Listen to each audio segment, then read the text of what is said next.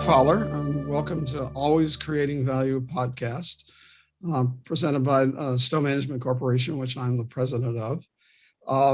This is our third podcast. This is a new thing for us, and it's very important because this is a part of our practice, which is helping companies grow, helping companies turn around, helping companies do the things they need to merge or to acquire other companies. In that process, over all the years that I've been doing this, an essential ingredient is the idea of tapping into the value propositions that exist within the company and the people, but at the same time, stirring up the pot and helping them create their own value propositions. And it's been essential. I mean, we obviously, when you're helping people grow, you look at cost cutting, you look at getting more money, you look at different ways to approach. But we have found historically tapping into the inherent value aspects and helping them do it on a continuous basis. That's what it's always about. We talk about always creating value. It's always, you can't create value once a month. You got to be able to create value on a daily basis. And our guest today, Damien English, is a good example of that because he's got to do it not only in one area of his job description, but he's got to do it in many areas of his job description. Damien is the editor of the CalCPA magazine, which is part of the California Society of CPAs. It's a monthly high-end magazine that goes out to all members and to other parts of the world as well. You can go up online and find it, California Society of CPAs, California CPA magazine. Damien and I have known each other for a long time. I've written quite a few articles for CalCPA over the years, and he has been immensely helpful to me in getting the right ideas out, paying attention to, what's my value in this article? What's going to interest people in what I'm trying to say. It oftentimes isn't just what you're trying to say, but how you say it, how you engage them. And I get my red lines back from Damien, and it's really clear that he said, "Well, why did you write? What are you trying to say?" So he's always thinking about, even in article to article, paragraph to paragraph, he's thinking about the value proposition. Damien, welcome. Hey, Mark. Thanks for having me. Happy to be here. We are very happy to help you as well. I know I've talked about any number of things already, the CalCPA Society, the CalCPA magazine, and all the other things that we haven't touched on. I know that you touch on a lot of different areas in CalCPA. Could you give an idea of your core job and the kinds of things that you touch, and a little bit of history about who you are? Sure, no problem. I was born and raised in Marin County. Went to high school in St. Ignatius in San Francisco. I, from there, went to college at UC Santa Barbara down on the coast and spent a lot of time bouncing up and down between all the UC schools, visiting friends. It was a happy time in my life. After school, I graduated with an English degree and kind of didn't really know what I was going to do. What I ended up doing is going on a tour to England with my father, and we visited his alma mater, which is the University of Durham. It's in the north of England. I thought I was just going to, do some pub crawls with my dad, but we kind of got into town and he said, they have a grad program here you might want to consider. So he obviously had another agenda for me. So we went and sat down with some faculty and talked to them about it. And long story short, I ended up going to grad school there. And I did a English studies kind of degree with also a component in research. I did that it took me about a year and a half. And when I came back, I got immediately into community newspapers. I landed a job. My first job out of school was as a staff writer for Marinscope Community Newspaper, which covered Sausalito, which was honestly a great job. I loved it. It was very salt of the earth journalism, kind of, going to city council meetings, planning commission meetings, and just reporting to the public.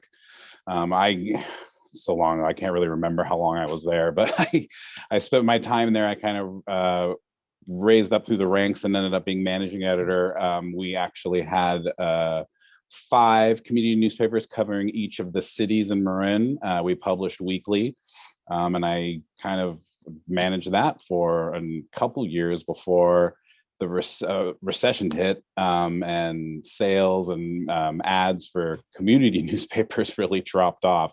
The writing was on the wall, so I started looking for another job, and I found CalCPA, who had this magazine, this trade magazine. So it was still in publishing.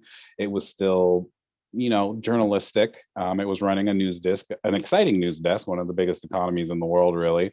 And it was sort of protected because it was a trade magazine, and a lot of the income generated for CalCPA doesn't necessarily based on those magazine ads, because we have a lot of other things we do for CPAs. So I took that job, and I tell you, I think I just crossed 15 years the end of last month here. And I do, as you said, the core of my job is dealing with the magazine.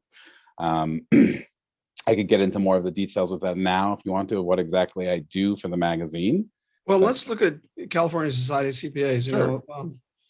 I think maybe the average person knows about the AICPA, the American Institute Right. of Public Accountants, but I don't think they realize that throughout the United States there are there's societies from most of the states. CalCPA is the largest membership. I think Texas comes behind.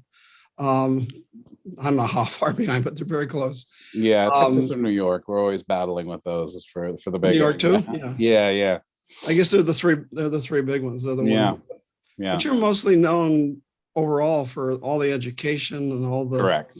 Yeah, and we have a lot of partners too. So we do a lot of CPE obviously through the organization, and we have a lot of partnerships with other states. We share some of that with other states. So we, as you say, CalCPA is kind of known nationwide for a lot of that content. And one of the things that I've always gravitated to is the magazine. I mean, I've been on the board several times. I've been a trustee, I'm the LA map chair.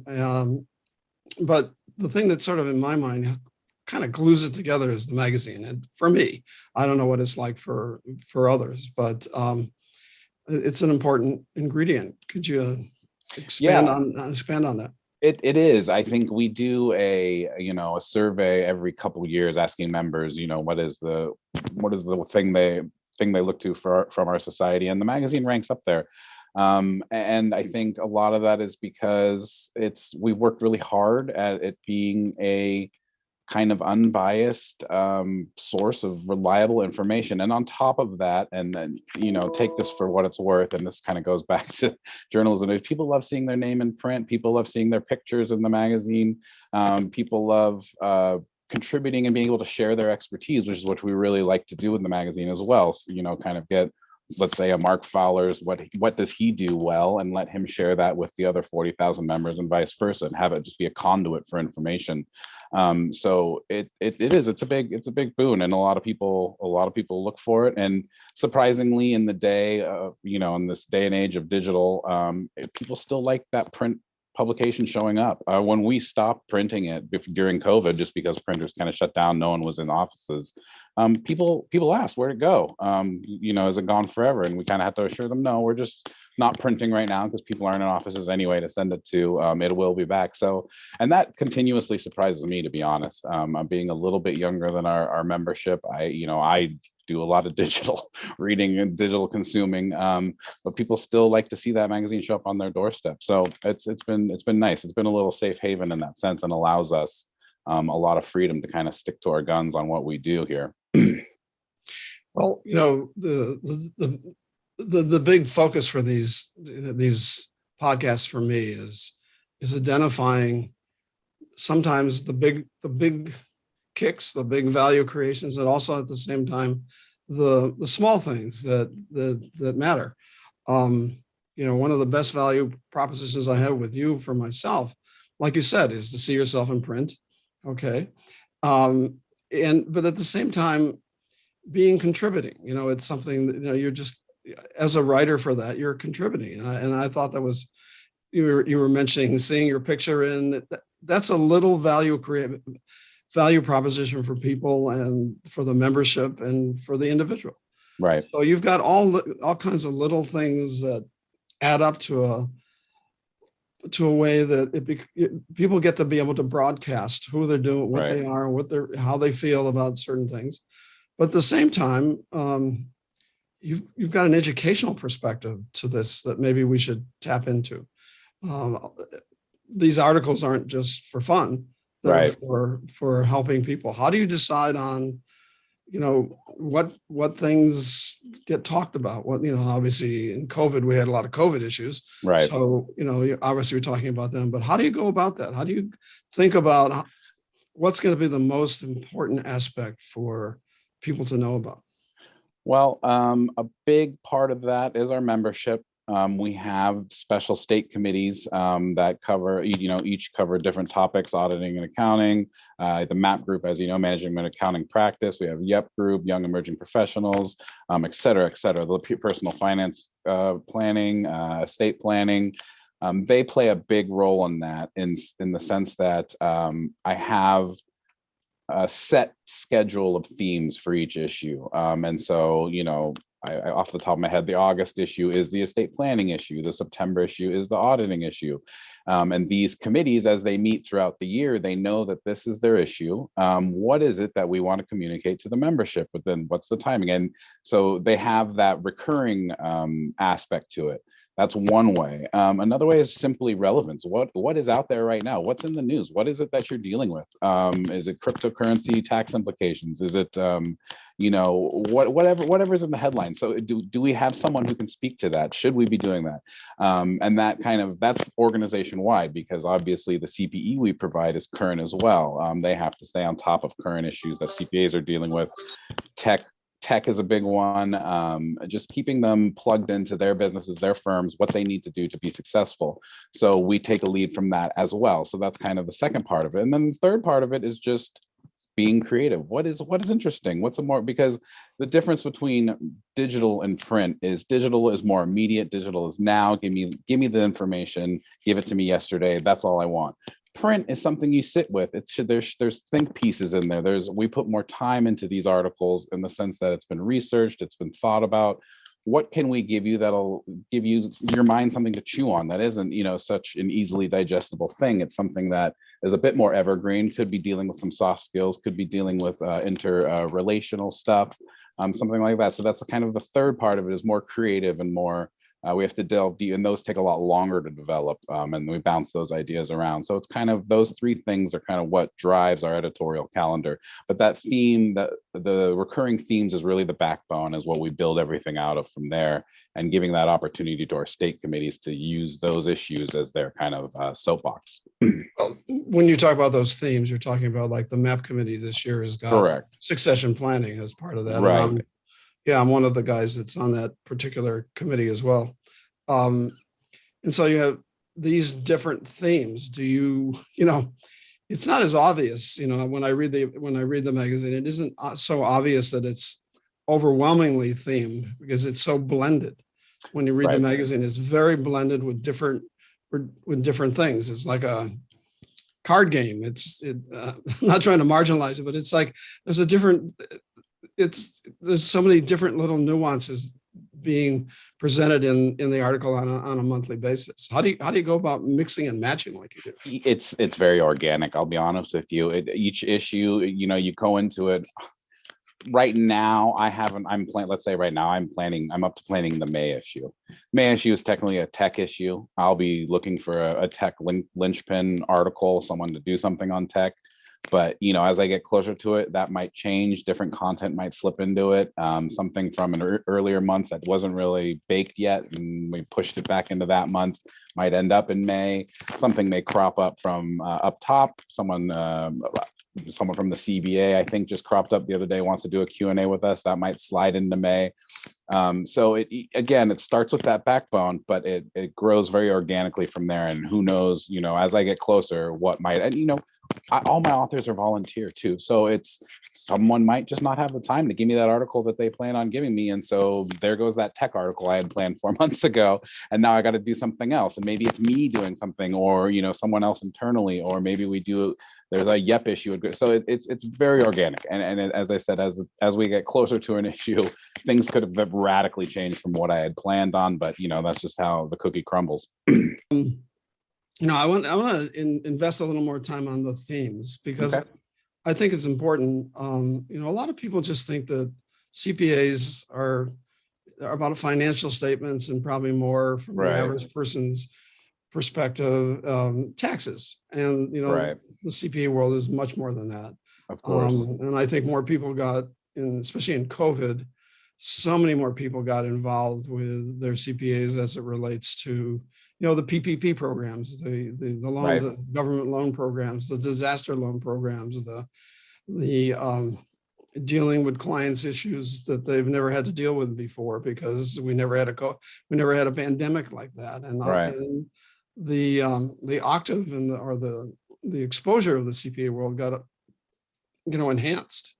But, you know, just talking about, are there other aspects of the CPA world that you have to touch on, maybe in the investment area, the forensic guys? And these are all things that the average person or business doesn't think about. Right. No, we do. And we have a forensic services committee. We have, you know, the personal financial planning committee that deals heavily in investing. It's tough. You guys do a lot. And on top of that, you're business owners. You're running a business. You're managing employees. There's a lot of soft skills involved there as well. You're being mentors. Your recruiting and retention is a huge thing. You're doing all that on your own as well. The list goes on and on and on. And it's tough. It's tough because it's really hard to service members that's bucket is so big. But we kind of just take it piece by piece. As you say, the themes is a big way to start. We kind of, the state committees were built not to totally characterize and define what a CPA is, but those were the big sections of being a CPA that we had, and that's kind of where we start, and it trickles down from there. I do think that we like the soft skill side of things. Like the new year, I really like to do soft skill. How do you guys maintain mental well-being during tax season? That's, you know, some of the stuff that I wouldn't get from any of the committees, but there are CPAs among your ranks that do specialize in that sort of thing. How do you make sure that you're taking time for yourself? What sort of leisure things do you want to do? Stuff like that. Outside of the box stuff is very is also very hard to track down, but it's out there, and we do it when we can. And that's on top of, obviously, you know, making sure that you have the current tax regulations or the new lease requirements, being informed on the very technical stuff. So it's a wide array of things that we need to provide you to, and we, you know, we like to try and hit 50% of it, but gosh knows if we even get close. There's a lot that the CPAs need, and we just do our best, and we heavily rely on our membership to help us do that. As I said, all my authors and content creators in that sense are volunteers, so it's kind of just hitting the pavement, going out there and asking people, hey, you know, what you do is interesting. Would you be willing to share that with the membership? And sometimes it works, sometimes it doesn't, but all I can do is ask. Well, one thing comes to my mind, you know, we got an opportunity to talk recently about one of the articles I was doing, and we talked a bit about the podcast. You mentioned, I had never known this, but you mentioned where you had worked from. You worked from the community newspapers. Yeah. And as I'm listening to you, and I was thinking, CalCPA and CPAs are a community. So this, having worked in a community and worked in various communities, because I think you said you were managing editor for 5 newspapers. So Correct. So those are yep. not only one community, or multiple. So how did that history help you with the CPA dynamic? It was, in a lot of ways, it was easy. It was an easy switch. It was like, as you say, serving a community, running a news desk. Serving the community for me was giving people information that they need to know, not selling to them, not trying to get it, not taking that if it bleeds, it leads mentality, but more so doing it as a public service. This is the information you deserve to have. This is the unbiased, and it's delivered to you with a sense of integrity, internal integrity that we have. And that so we can form a relationship with my readership. I want my readership to trust the information that they're seeing. It's a conversation. It's a very personal conversation. To gain a reader's trust is a tough thing to do. The only way you can do that is with time, consistency, and reliability. And that is what I did with those communities. And that is what we do now. It's a back and forth. It's listening to our community and then reporting back and then serving that community. And so there was a lot of very, very apparent overlaps from that switch. Now, it got bigger. CPAs, as I said, from what I was talking before, it got much bigger.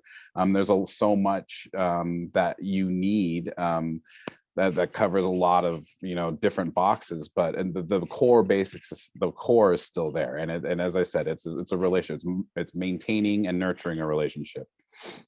Well, I was just thinking, when I'm going to go back to being that managing editor, and what comes into my mind is like the LA Times or the New York Times. They have lots of reporters, Right.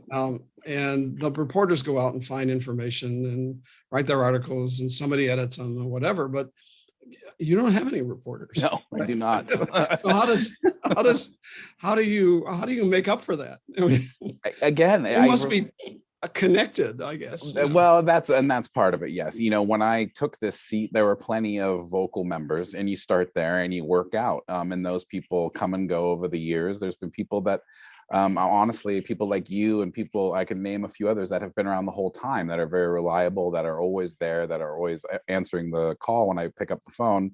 But then, as you say, you got to just get out there and hit the pavement, go to the events, talk to people. A big help I should mention here are my program, the program administrator. I forgot what is the actual title for them now. I can't even remember.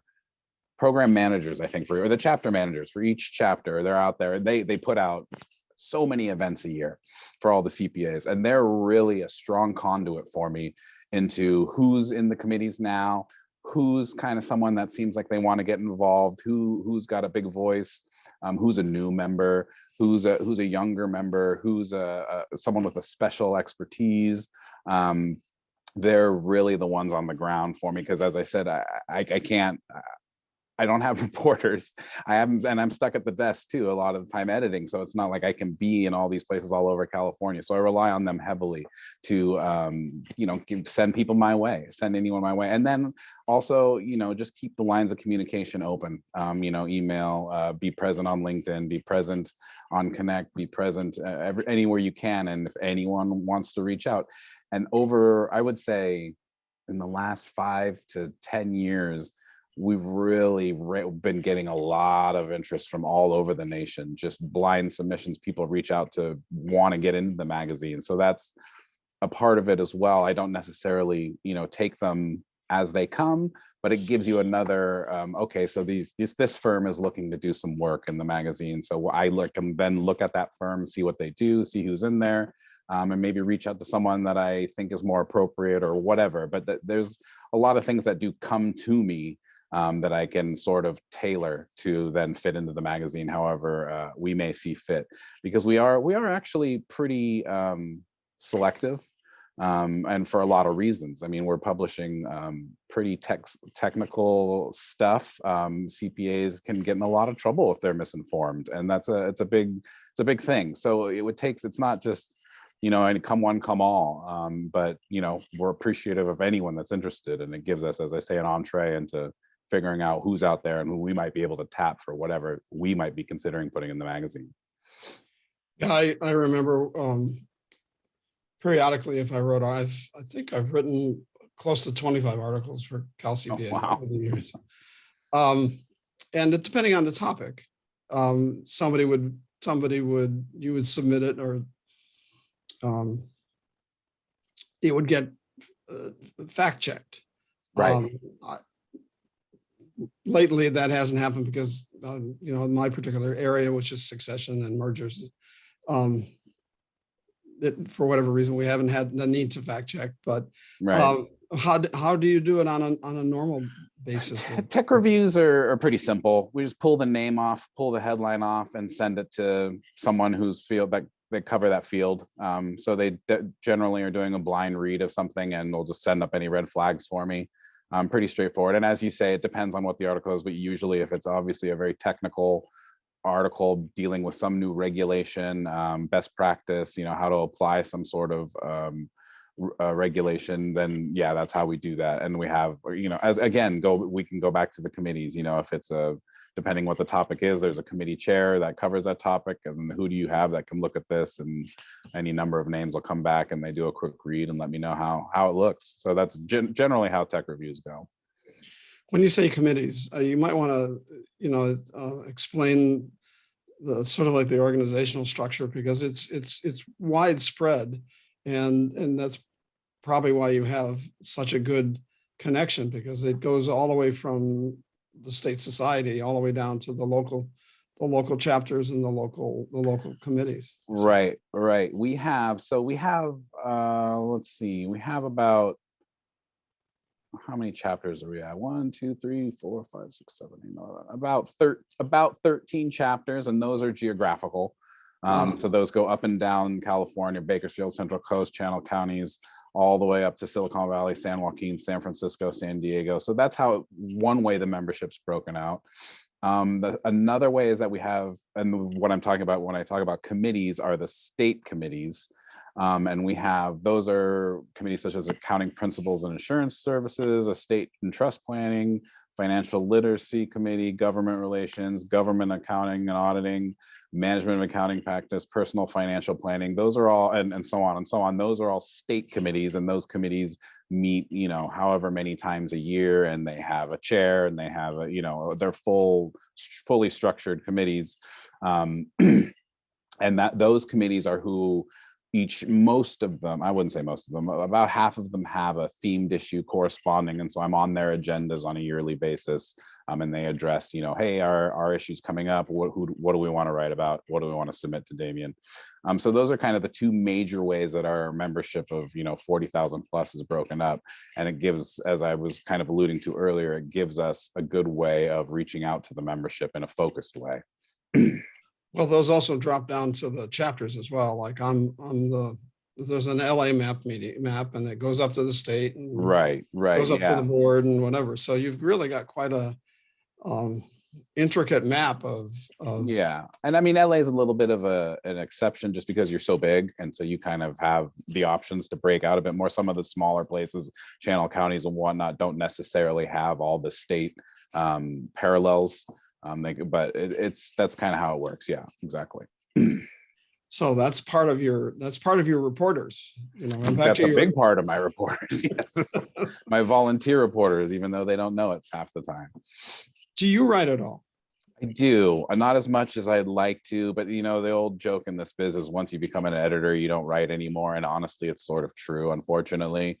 I do, and my boss, although, is always pushing me to write more, because it is what I kind of came in, it was the strength I came into this job with, and I just, it's just a bandwidth issue. The things that I do write, I tend to be, take some time, so it's more of a time thing. I think my goal currently is to write at least something once a quarter, and I think I might be on track this year. I don't know. I hope my boss isn't watching, but I think I'm on track this year. What do you write about? What is it? It depends. I mean, I just did one on cryptocurrency. That's coming in the next issue, and a big part of what I do, which is an easier thing to do, is Q&As. I'll come up with an idea. I think I just did one on recruitment and retention that's coming up in the next issue, and that just requires identifying a good cross section of members to talk to, and getting, asking them questions and putting that down on page for everyone, for other firms to look at and say, hey, this is what these firms are doing. Maybe we should consider doing these sort of things, and giving a good cross section so they know this might not fit for us because these people are big, but these people are doing this down here. Maybe we can do a little bit of this here. So that's a lot of what I do. And then I also do the yearly profile of the new chair. And that is, and that's what it is. We get the new CalCPA chair comes in, I think June is when they're elected and take the position. And then by July, I think about the May or June, I can't remember, about the May issue, we do a profile of that chair. And I do that every year. And that's just an interview and just giving everyone, giving the larger membership a way to meet them. You're talking about the state chair that Correct. There's a cover story. It's always a correct. Cover like the last one I did was Christy Simons. So I keep tapping into all the creativity that's going on here. What do you think, which creative aspect of your own business model, your own way you do business, the way you operate, what is the strongest resource personally that you have for creating value, because you're always creating value? It's obviously in your head, you got all of these things going. I'm just, I know CalCPA really well, but I'm learning from you. And so it's one of those jobs. It's honestly like grad school extended. I'm never not thinking about work, and that's just by design. It's a very deadline oriented job, but as you say, there's a creative process to it. I'm building out each issue. I'm thinking about what is going in that issue. I'm coming up with ideas for future issues.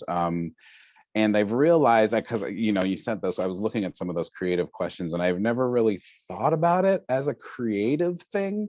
And I started to think about it as a creative thing based on your questions, and I realized a lot of my creative process is it happens when I'm doing something else. That typical, I get my best ideas in the shower sort of thing. It's kind of like that, but it's more, I have to have that space in my life to not be in front of it all the time.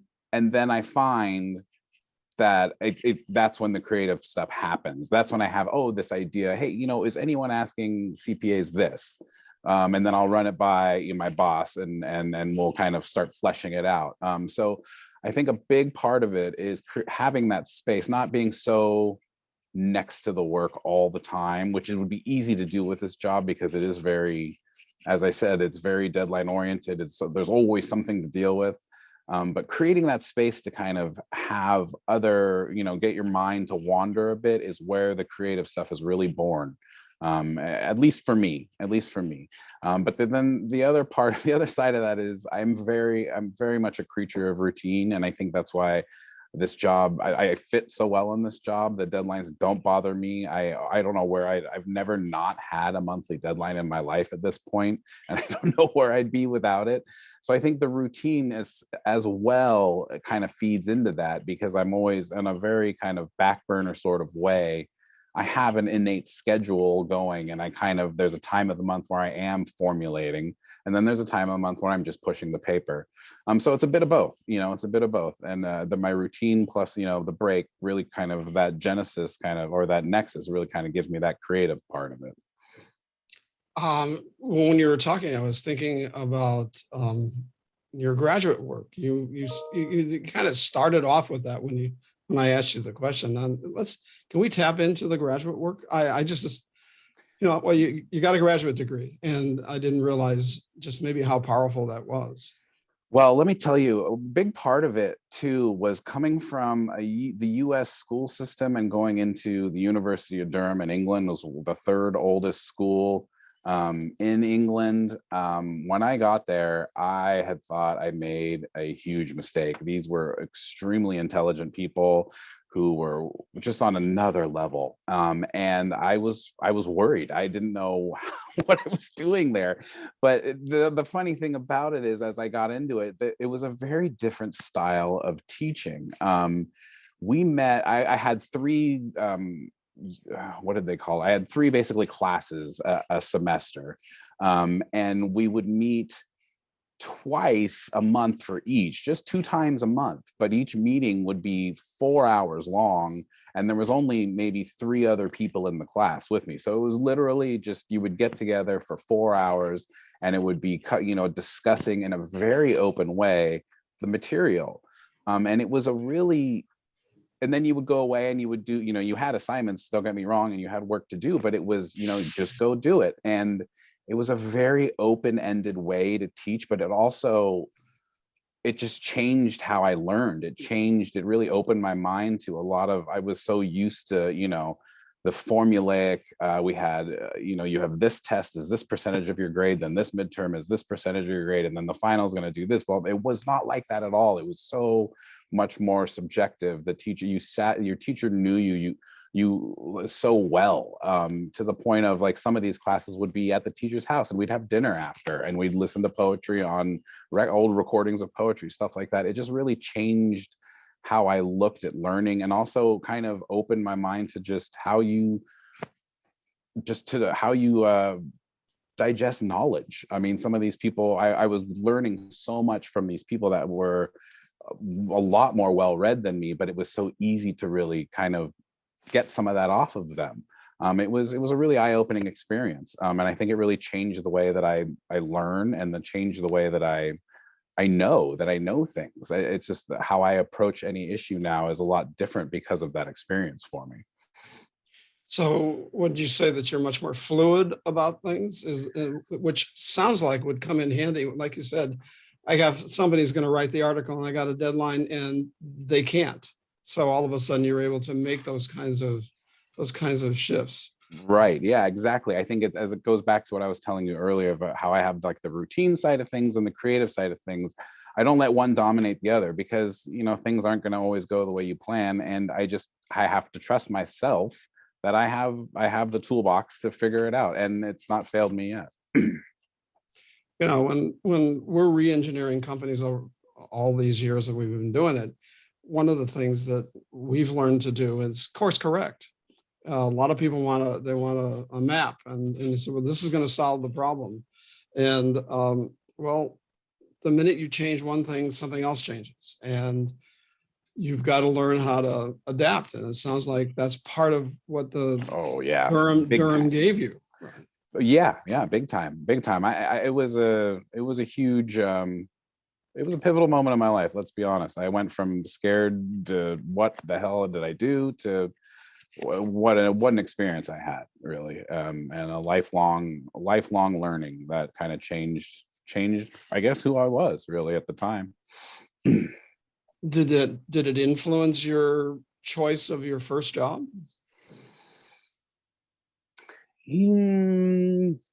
Well, I came out of school pretty broke, I must admit, and I was kind of just looking for anything that I could get my hands on. I will admit I knew I wanted to stick with writing. I wanted to be creating, putting words on paper. So yes, in that sense, I stuck to my guns on that. My research module really I spent a lot of time in libraries researching, hunting down information, citations, stuff like that. I knew that's where my strengths lie. So I in a sense, yes. But if I'm completely honest, I probably would have taken anything at the time, and got really lucky that I ended up in journalism, to be honest. I'm a little more, I would like to go back to Durham a bit. Okay. I was lucky over the years to have mentors and people who were much more fluid and very, very bright, and really does force you to raise your octave a bit. Was there any particular professor or individual that gave you a couple of ahas, or one aha that you still hold on to over the years? I would say it was more the other students. I made really good friends, a couple really good friends there. And one of them, Jim Mercer, was a very studious guy, extremely intelligent, but also so much fun and friendly and generous. And he was a big guy like me. We got along immediately. And I just learned a lot about learning from him. I kind of learned how his undergrad went. We kind of compared notes and how different it was, how much was expected of him, but how he dealt with it. how, don't forget, these are very old schools and there's a lot of tradition. There is that rigidity there. And that's more so, not so much in the, as I said, in the how the curriculum's built, but more just in how a student should behave and what a student should be doing and what pubs a student goes into, what a student should be seen wearing, stuff like that. There is that rigidity. So it was a very different world. And I think that relationship with Jim, and that back and forth between the two of us, I mean, he taught me a lot, and he helped me really kind of survive in a way. And again, I think I carry that with me to this day, and that it's instilled in me a lot of confidence in myself and knowing that I can get this done. I can get these things done. And that's happened. When I worked at the newspapers, when I left, the publisher told me, you were the guy we could go to, and we knew things would get done. And my own boss now tells me that. He's like, I know you care about what you do, and I can come to you and you will get things done. And I think that's where that started, because going into grad school, I wasn't that guy. I didn't know that I could do it. I didn't think I could do it. And coming out of it and having these experiences, I very much knew that I could, and I had the chops. So yeah, I mean, Jim was a big part of that. And I carry that with me to this day. Oh, that's a wonderful story. It reminds me a little bit of myself when I went to work very young, and I got to work in business and went to college, and I worked while I was in college. And when I came out to be in public accounting, I'd already worked in business. I'd already run a grocery store. It's not the same thing that you're saying. It was a different, but I walked out with a level of confidence that I could do things. And a lot of students come out of college and all of a sudden they're in some place, and this is the first W-2 they've ever had. And they don't have that confidence. I thought it was a wonderful experience, and thank you for sharing that. That was no problem. Yeah, I definitely, and I feel bad for people coming out of school these days. There's so much uncertainty. The job market is a nightmare. I came out of grad school, and yeah, there was uncertainty, but I wasn't scared. I knew it would be okay. And I just don't know if a lot of people these days can find that. And I get it. I'm not saying I'm better than them in any way or shape or form, but I get it. It's just things are kind of crazy out there, and I just don't know. I don't envy them. Let's put it that way.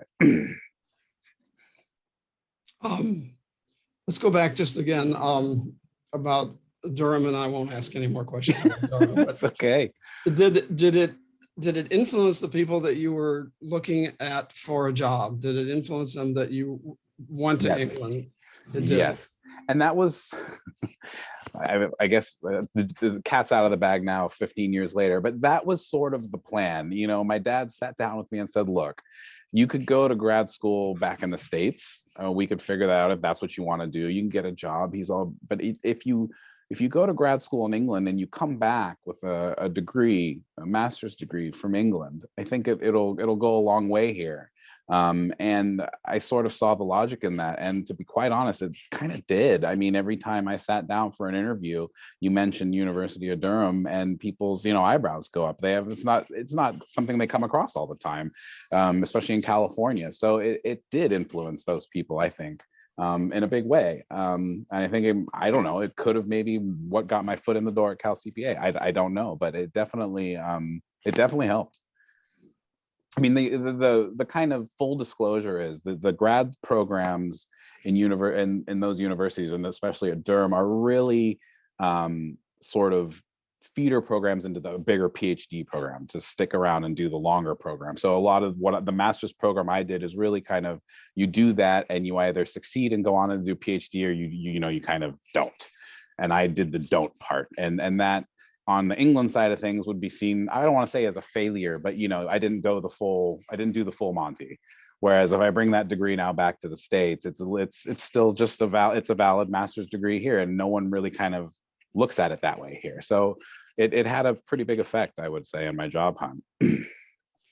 Well, part of the reason I wanted to do these podcasts was to tap into how people evolve into value creators.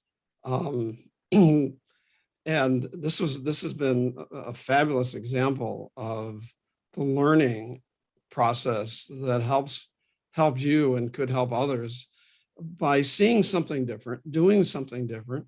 Like you said, being outside your comfort zone. You Oh, yeah. clearly were outside your comfort zone. Very much so, yes. Right. And so,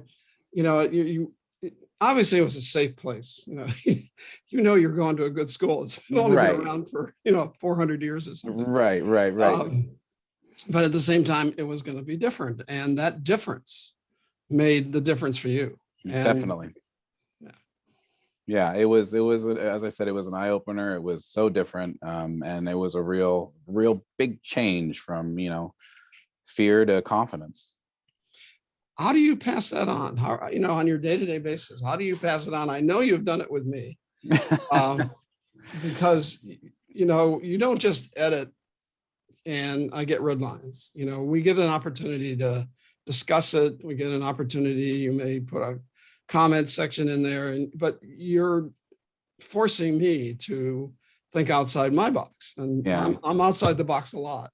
So for you to do that, that's quite a challenge. Thank you. It's tough, and it's a personal thing, honestly. There's some authors that really I don't have that with. It's not something that happens with every author that we have. Don't get me wrong. I mean, some people just submit, we make changes, they moving on, fine, great. But then some people do want the conversation. And one thing that I have learned, especially from my community newspaper days, because I did have reporters. There I would use unpaid interns, very young people in school to work for me. And it was just as much a teaching experience as trying to, get information, working a news beat, because I was teaching them how to be writers. And what I've learned over the years is writing is a very personal thing. And it doesn't matter what you're writing about. When someone takes the time to put something together, they wrote it out, they spent the time to construct all the sentences, the themes, the paragraph, and they submit it to someone, it's personal. It's there's very few people that'll take edits and not, there's very few people that will not look at least one edit and go, oh no, that's, I take that kind of personally, and I get it, because it's you're putting yourself out there, you're putting yourself on the page, no matter what the content is. You spent the time. I made this, and then you have someone coming in and pulling it apart, and so I'm very conscious of the people that are open to the back and forth process, that it is a personal thing, and you need to on one side coach and coax and make sure the best version of what they're doing comes to the forefront. But on the other side of things, you also kind of want to be invisible. You don't want to push too hard. You don't want people to know that you were there.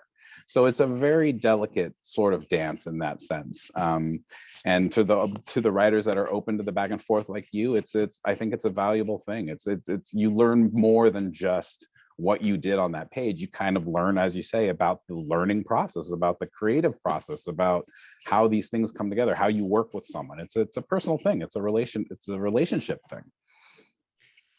Well, it sounds like you're very empathetic with the people you work with. Definitely, and thankful. And don't forget as well that all the people that work with me now are volunteers, and I'm extremely grateful. I've had people pull articles on me like the day before I'm making the book, and as frustrating as it is, it's like, I get it. You're doing you're a corner office person with a huge job. I'm not paying you money to do this. You're doing it out of the goodness of your heart. Don't get me wrong. You're getting firm exposure, blah, blah, blah. But I get it. So I'm thankful. And I also, having, gone through so many years at training to be a writer and an editor, and knowing how I've felt in that process, especially when I've made missteps, or when when I do something, I write something and I just know it's not good, and I send it to Aldo and I say, this just doesn't feel right, but I can't look at it anymore. I feel it. Like, it's not just work. I can feel that I didn't hit the mark, and it sucks because I want to hit the mark.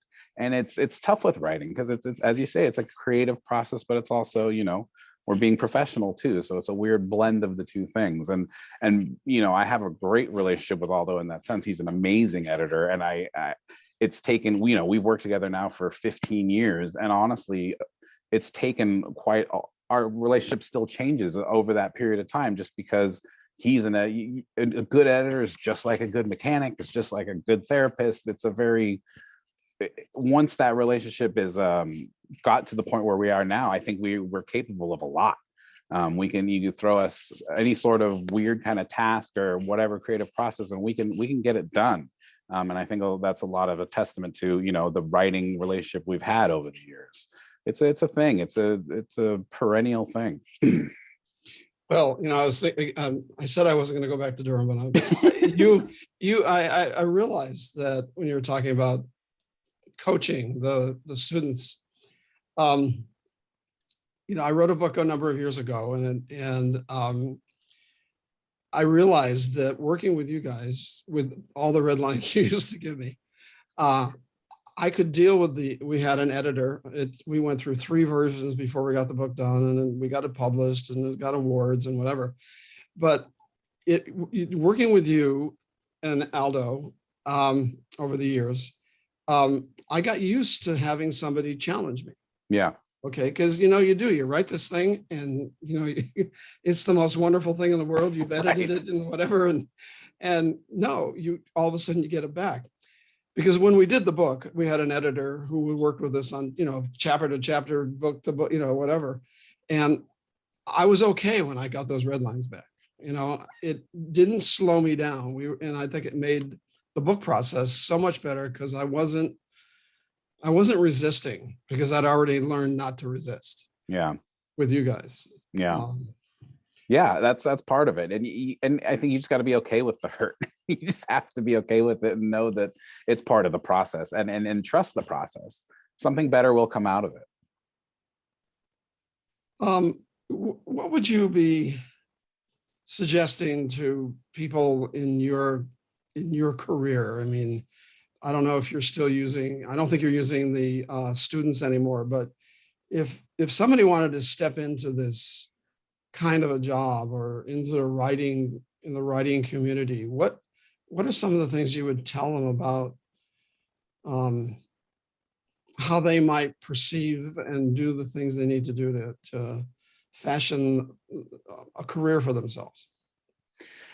It's tough. It's very relationships are key. As a writer, as a staff writer, you want to find out what an editor needs and give it to them on a silver platter, and do that a number of times to the point where now they know who you are and know you're going to give them what they want, and now you have a relationship, and then foster that relationship. Never burn bridges. Keep those relationships going. As an editor, read what's out there, read who's doing what, read how different magazines are treating their style, because that changes a lot. Pay attention to the blossom of the internet and digital, but don't lose sight of the advantages to taking the time and creating something. Not everything has to be on demand and immediate. There's a box for that, but there's also still plenty of room for something that's cooked in the oven for a little longer. And I think the proof is in the pudding there. When people read those things and go, wow, that was some time was spent on that, and it made me change how I think about X, Y, or Z. But beyond that, it's tough. I don't know. I feel like a lot of my career is very happenstance, and I just kind of rolled with the things as they came at me. I think I would go back to the comments I made about learning how to learn, learning how to find how you love to learn. Because I think once you find that out, that'll spiral into learning how to problem solve, and that'll spiral into learning how to just be confident that you can handle what's going to come at you. And because the one thing I do know about this career, if you're on the writing or the editing side of things, there's going to be a lot of rejection, and you have to be okay with that. So that you need to build that confidence up, and that needs to be unwavering. And I think if you do those things and stick to it, you'll be all right. Well, let's go back a little bit to something you were saying about learning. I think one of my biggest challenges with clients in particular is it's not about learning, it's about knowing. And it's about them already knowing what there's the need to know without learning. There's the need to know that I read something somewhere and I know this answer. I went to this class, I did this, as opposed to looking at that piece of information as a door opener and allowing it to influence you to learn. And I think a lot of the students today, because there is so much information that you go online and this gives you the menu, it gives you the recipe, and all of a sudden you know how to make mac and cheese or go out and get a loan. And there's just so much where it's fashioned so that you just step into the box and go down the road. Do you experience any of that, or am I just the only? No, I mean, I see what you're saying, and I think it's kind of what I like to tell. I was telling my friend this the other day, and that's typical. It's the stock chart thing. Zoom out. Sometimes you just need to zoom out. Yeah, you know how to do that thing, but then take a zoom out and look where that thing fits in the bigger picture, and how that thing might fit in some other pictures. As you say, looking at it as an opportunity. Is this thing that I now know how to do, what is the opportunity created there, or not created there, or how does it feed into this other thing? It's just simply just taking a step back and zooming out and taking a higher look at the things that you have in front of you. And as you say, not being so drilled down into the recipe that's been served up to you on a platter, but just zooming out and then looking at it as how it fits into the bigger picture. I think, to your point, will expose those opportunities. And I think not a lot of people do that, because as you say, we're getting pummeled with tidbits of information all day, every day now. And it's not often do you take that time to just sit down and zoom out. I mean, this is somewhat related, but like, my wife marvels at it, and some of my friends do, but I am happy to sit quietly without a book or listening to music anywhere. Like, I can do that. It doesn't bother me. And some people, it just floors them that I can do that, but it's easy for me. And maybe it's because I was an only child, and I didn't always have all this going on, but it's not hard for me to do that for hours at a time. I can't sleep on planes too, so that might be part of it. I'm just used to not having that sort of thing, but I don't always need the inputs. And I think that's a big problem these days, is that a lot of people, and because of the way the society is raising people up, everyone needs inputs all the time. And I don't know if that's necessarily the answer. I think, as you say, you might miss some of those things you're talking about, those opportunities. Yeah, I think it's very hard for people to be present. Yeah. And I think Definitely. You just described a really good example of being present, of being able to absorb without having to capture and put into a little box and make it your own, as opposed to letting it make its own. Correct. Make a meaningful thing to you personally that you may apply to somebody else. I take it almost a step further, and maybe a step too far, and this is something else my wife hates about me, but I feel like putting a name to it, putting it in that box, as you say, just takes away from the thing. It's like looking at the sunset is enough. You don't have to say it. That's a gorgeous sunset. Almost saying that takes away from that sunset, and that's a bit extreme, but that's a literary thing that we discussed when I was in school. But I think that's a thing, and it kind of feeds into what you're saying, is I like what you said, try to make it your own. Like, it doesn't have to be your own. The moment can exist. It doesn't have to be in your phone. It doesn't have to be, you don't have to tell someone about it. It can just exist, and that can be almost more special. Well, I think this, what you just said is a bit of the essence of where creativity can happen. Because if you don't have to make it your own, it allows that experience to grow. It allows that experience, that information, that sunset, whatever, will mean something in a different way going down your path. Maybe when you see the sunset and then you go have dinner with your family, it's changed you in some way, or the conversation changes, or your personality is tweaked a bit as to that particular experience, and that allows creativity to happen. And a lot of the world today doesn't allow creativity to do its thing. It doesn't allow it to, because again, it's looking for those boxes. These are the ABCs. Right. Now go get it done, as opposed to, like you said, zooming back and allowing other information to garner itself or surround itself with those ABCs. Because just because you think you know it doesn't mean it's right. Doesn't mean that it isn't that step or whatever. what's in your future for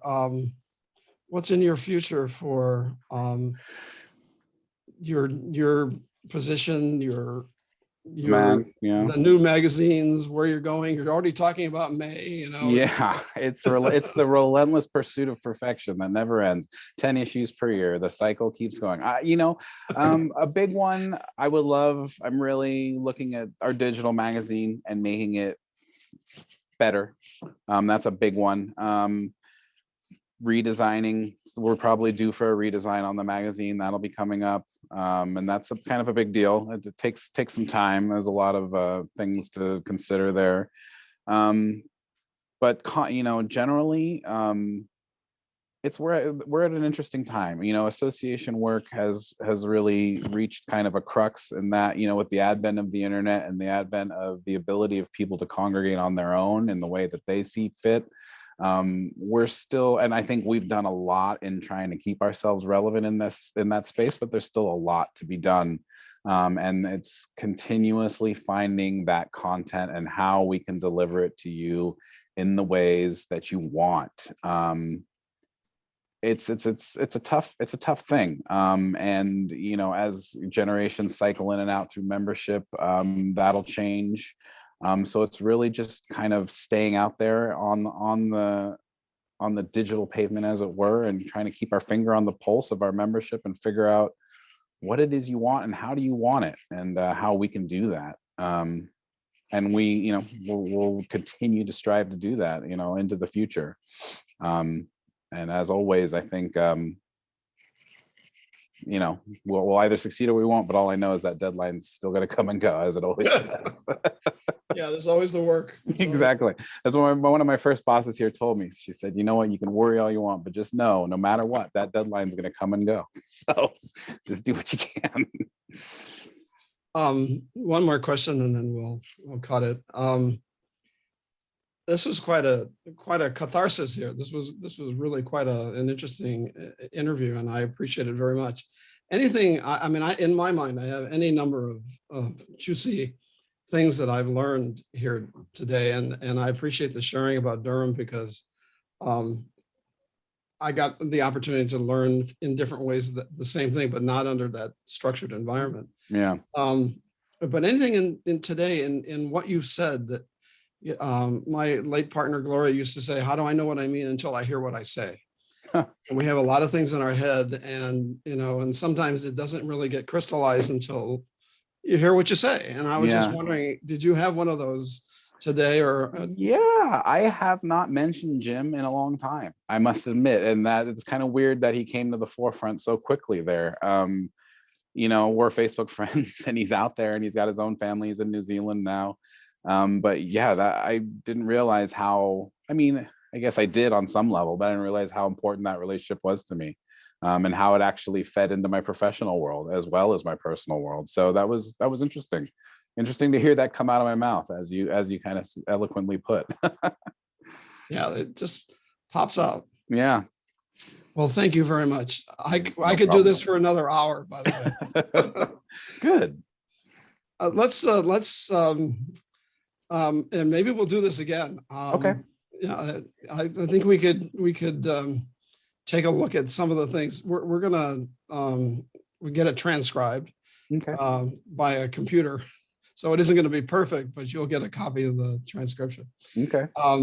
So there may be a bunch of things to continue to explore, but let's take a look. Jim, I've been watching James. He's been praying. He's been waving his hands. He probably has something to say. So, you want to unmute yourself, sir? Yeah, sure. Thank you very much for giving me the opportunity to.